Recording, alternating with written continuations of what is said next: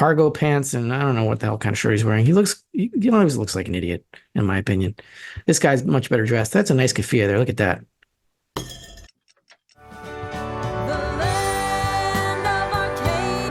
Well, hello there, my friends. Rafi here from the End Game Investor with this week's Silver Report for Arcadia Economics. I'm sorry I missed you guys last week. I had fallen slightly ill, and Chris gave me a week off. Thank you, guys. Thank you, Chris and Yara. I am better now, and we can continue. So it looks like we have a little bit of a rally since around June 27th. I would be a little cautious of it, though we could get whipsawed here because it looks like open interest has gone too high, too fast in the gold market, which is reflected, of course, in the silver market. It doesn't necessarily mean that this rally won't be sustained, but it does mean to stay cautious here and not to buy fully emotionally into this rally since June 27th. We could see a few more drops from here in the short term. Though, compared to commodities in the silver and gold to commodities ratio, we look to be in a healthy bull market that continues with a decisive break of the 200-week moving average, and we should continue higher and higher into eventually the end game. Silver keeps hitting new highs relative to platinum, and yes, platinum is also at all-time lows relative to gold, so both gold and silver are at record highs in platinum terms, which means if you've always wanted some platinum and you've always wanted it as part of your stacks, now is a good time to get a little bit. Silver premiums have been dead on arrival for a while now. The markets, the physical markets, have calmed, and still, despite that, prices hover near all-time highs in gold and above 30 in silver. So imagine what happens to the price when physical demand comes back into the picture. We have word out from Bloomberg that Saudi Arabia threatened to sell a bunch of European bonds if Russian assets were confiscated, which has me thinking, what is going on behind closed doors between Japan and the US? Very easily, Japan could threaten to sell a whole bunch of treasuries if the US does not lower interest rates and erase the spread between the yen and the dollar, which is weakening the yen, which is now near 162 yen per dollar. A 1986 low. There's a lot of threats going on behind closed doors. We just don't know what they are. Make a move and the bunny gets it. Because we're not part of the world something organization of whatever. What is it called? The New World Order? Who knows? And finally, as I wrote on the Endgame Investor on Substack, the unemployment numbers show that we should be in the next, and I believe final recession anytime now, because it's been 14 months since the unemployment rate bottomed, and that's usually how long it takes between the unemployment rate bottoming and the next recession to become official. And this one is going to be a nasty one because we've got a lot of banks that are hundreds and billions of dollars underwater. Before we get to the slides, this week's Silver Report is brought to you by Fortuna Mining, symbol FSM. What's the S for? It's a legacy letter for silver because we all know where they came from, and we all know where they're going. The latest news from Fortuna Mining is good news. Symbol FSM, Vancouver, British Columbia, July 9th. Fortuna Mining reports production results for the second quarter 2024 from its 5 operating mines in West Africa and Latin America. Gold equivalent production of 116,570 ounces, a 25% increase compared to quarter 2 of 2023, and a 4% increase sequentially compared to last quarter, Q1 of 2024. Gold production was 92,716 ounces, a 44% increase over Q2 of 2023, and a 3% increase sequentially from last quarter. Silver production is down, but it is more than made up for by the increase in gold production. As we see, Fortuna is becoming more of a gold miner as we move into the months ahead. Well, yeah, of course it's going to be ahead. Can't move behind. And if you look at the 5-year log chart, we can see here that we are at one of the final resistance zones of the last 5 years that we touched in October 2021. If we can break through here and sustain it, we could be in a new trading range for Fortuna in the medium to long term, and we won't have to deal with the $3 to $5 zone anymore as we head into an environment where precious metals become more and more recognized as money by the public. I did notice yesterday, meaning Wednesday of this week, that there was some pretty good signs of strength in the miners in general, and Fortuna being one of the stronger mining companies. I think this stock will continue to outperform. And as full disclosure, I do own FSM. And so with that, let's get to today's presentation. So first of all, we have this chart of open interest that I got from Gold Charts R Us, as usual, and it's a little bit doctored. I doctored it because I wanted to bring it to update with the CME website. This chart is usually on a 1-day lag. I wanted to show you today's open interest numbers, and today is Thursday as I'm recording this. It is right now, it says here, 516,324 contracts, but the actual number is 529,950, if I remember correctly. So I put in the candlestick over here a little bit taller by adding in this color, and I did it all in paint. I am an amazing modern artist, and you can ask me for paint tips in the comments below. I'll be glad to answer any questions. So anyway, we have this open interest chart. You can see here that open interest has really climbed since the June 27th bottom in gold. And of course, silver follows gold here. I'm using the gold chart as a proxy. So June 27th, we had a low of about $2,300. And now we're at close to 2,400, I think 2,380 last time I looked, or wherever it is now when you're watching this, I don't know. So we had a low here of about 440,000 contracts on that low in the gold market, and now we're at 530,000. So that's 90,000 contracts. Not much of a price move, but a big move in open interest. That's making me a little bit nervous. This open interest is making me nervous. These pretzels are making me thirsty.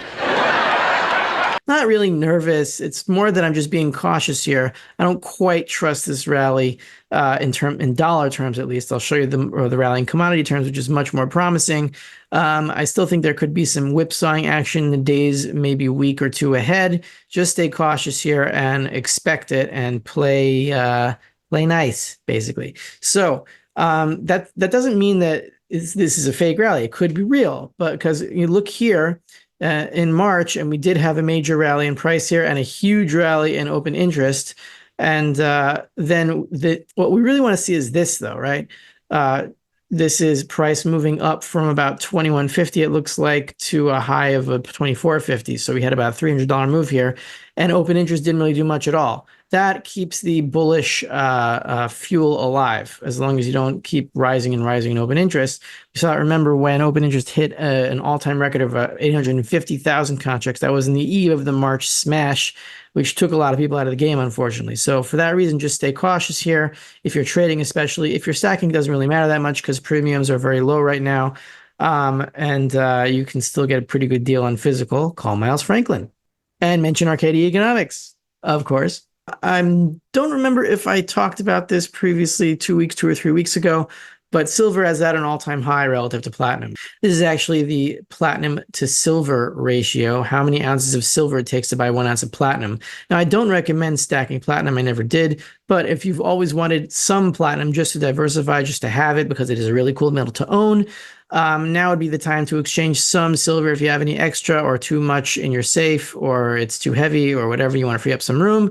Then you can take some of your silver and buy some platinum at a very good deal right now. It's about 32 ounces. See here the ratio is 32.07. That's what it is today as well. So it takes 32 ounces of silver to buy 1 ounce of platinum, and we've only gone below that one time in history, and that was in 1980 when we were about 18, close to 15 to 1. And there was that 15 to 1 ratio again in Endgame. I guess it also goes that way in platinum as well. But yeah, you're not going to get much better prices than this, I don't think, in terms of platinum for silver if you want to do some trading.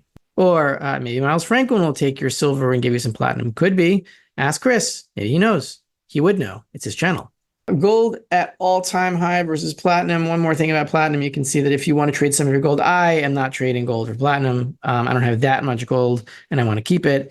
But if you have a little bit more than you want and you want some platinum instead, it's a good time to trade some gold for platinum if that's what you want. Silver premiums are dead on arrival. We're at 7.96% premium on junk silver relative to the spot price. This is almost prior to SilverSqueeze. SilverSqueeze is right here. where I am circling at the beginning of 2021. There was this big jump on SilverSqueeze, and then we moved up from there to about 50% right before 2023, about October, November 2022. We've been going down ever since. Demand is kind of soft right now, and I see that on my channel as well. So this is going to wake up pretty soon. I think after the next banking crisis, it's going to wake up very powerfully. And we'll see what happens then. But if you want to get a good deal on physical silver or physical gold right now, now's the time to buy because premiums are very, very low. Silver versus commodities continuing a healthy bull market. So we talked about how I don't trust the dollar rally so much, or the current one since June 27th, very minor short-term rally here.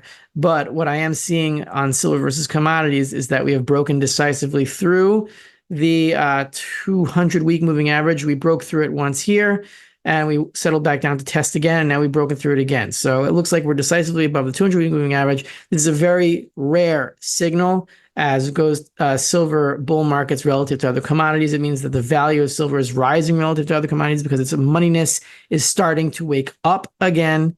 And the logical way that works is that other commodities do not have monetary demand. Silver has monetary demand, and everyone needs money. Therefore, everyone needs silver as the moneyness of silver is recognized. So this bull market should continue higher and higher as the moneyness of silver becomes recognized as the dollar fails, because as the dollar fails, people with currency are going to realize that they have nothing and they're going to need a money, and there is no spontaneous agreement on money. It has to go back to the past, and the past is gold and silver is the public and gold is the banks. That's how it is. That is monetary reality, and there's no arguing it, really. I mean, you could, it just doesn't make any sense. So anyway, we had the break of the 200-week moving average in 2008, which led to a huge rally up to the $50 top. This top relative to commodities was not as high, but this was the $50 top around here in May 2011. We had another break of the 200-week moving average around here in 2015 at the end of the gold bear market. That signaled the end of the bear market, that break of the 200-week moving average. Another break of the 200-week moving average relative to other commodities right here prior to the all-time record high of silver relative to other commodities at about 0.22, 0.23 or something like that. And we have another break over here. This is the fourth break since the 2008 financial crisis. These are very rare signals. Pay attention to it now, because even though we might be whipsawing relative to dollars, I think we are on the next leg up relative to other commodities in silver. This is an interesting story, and I wanted to transpose it on something that might be happening in the currency markets. I don't have any direct evidence of this, but I don't see why it wouldn't be happening, especially if the Bank of Japan would be panicking. So we have, this is from Bloomberg. The title is Saudis Warned G7 Over Russia Seizures with Debt Sale Threat. The Saudis did not want Europe to seize Russian assets from its central bank, anything that was stored in other European central banks like the European Central Bank. Touche. And so apparently this made the mainstream media. Read the first paragraph here. Saudi Arabia privately hinted earlier this year that it might sell some European debt holdings if the group of seven decided to seize almost $200 billion of Russia's frozen assets. People familiar with the matter said. So Saudi Arabia is playing both sides here. It's on the US's side and it's on Russia's side. And let's see what move they make when the US eventually falls monetarily. It's going to be an interesting story in Saudi Arabia. And why doesn't this guy, Zelensky is his name, why doesn't he ever wear anything respectable? He looks like a bum, or like a street bum with the cargo pants, and I don't know what the hell kind of shirt he's wearing. He always looks like an idiot, in my opinion. This guy's much better dressed. That's a nice keffiyeh there. Look at that. But anyway, it says at the bottom here, the Saudis specifically mentioned debt issued by the French Treasury. They threatened the French to sell their debt. Wow. So my point here is to speculate that if this goes on behind closed doors, and that's how they stop Europe from seizing Russian assets, basically, what is going on behind closed doors with the Bank of Japan and the Fed? It could very well be that that if the yen starts to really collapse, it could be that the Fed will lower interest rates in order to save the yen, because otherwise the Bank of Japan is going to have to sell a lot of treasuries, and I don't think the Fed wants that. So we could be having these same threatening conversations between those two central banks. You've got to ask yourself a question. Do I feel lucky?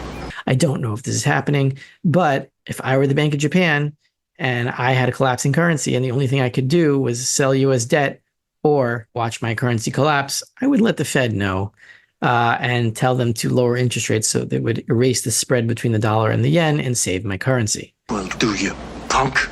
This is just rational thinking here. Finally, I wrote about this on the Endgame Investor on Substack. Please subscribe there at endgameinvestor.substack.com. You can subscribe for free. And of course, if you want to support me, become a paying subscriber for a very small amount of dollars. We have here unemployment numbers. By unemployment numbers, the final recession should be due at any time. I put here the unemployment rate. So we have here, I highlighted here each time the unemployment rate bottomed prior to a recession. We have here March 1989 at 5%. 16 months later, we had the first gray area here. That is the 1990 recession. April 2000, unemployment rate bottomed at 3.8%. 11 months later, 2001 recession, and that accompanied with it the dot-com bubble burst, et cetera, et cetera. May 2007, that was the low in the unemployment rate prior to the 2008 great financial crisis. 7 months later, 16 months, 11 months, 7 months. I'm discounting this because it was lockdown induced, and people tell me that I shouldn't discount it, but I am because this was a special case here. This was artificially induced unemployment. So we have here April 2023, a bottom in the unemployment rate at 3.4%. And now we are at 4.1%. The trend is clearly up now. It's been 14 months since the unemployment rate bottomed. The longest we have here is 16 months, so it could be 2, 3, 4 months out ahead. It's measured in months is the point here. The next recession has to be months away. I don't know how many months. I don't know what other wrenches are in the system to help prolong it, but it's not going to be many years from now. And once we hit the final recession, we will hit the final printing round. And once we do that, I personally believe we will be on a beeline for the end game. You can disagree with that. You could say maybe there's one more cycle ahead. I don't think so because I'm looking at the curves and they look more vertical and closer to that stage. And Mises' crap up boom should be ahead. This is Rafi with the Endgame Investor. If you like this video, then subscribe to the Endgame Investor on Substack, where you can get this stuff 3 to 4 times a week to have a front row seat to the endgame as it occurs. And you can also become a patron on Patreon for as little as $3 a month to get my biblical ideas regarding money and government and other topics that we discuss on our channels all the time. On the next Patreon video, we're going to talk about why the entire leadership needs to be replaced because everyone who was involved in the crimes of 2020 to 2022 cannot lead any country. If it became a medically obsessed country, and we all know what I'm talking about, then all those leaders have to go because they are incapable of leading their people. And we need an entirely new slate of leaders. Whether it will become democratically or not, we'll see what happens because things are getting rough. This is Rafi, the Endgame Investor, and I'll see you guys next week.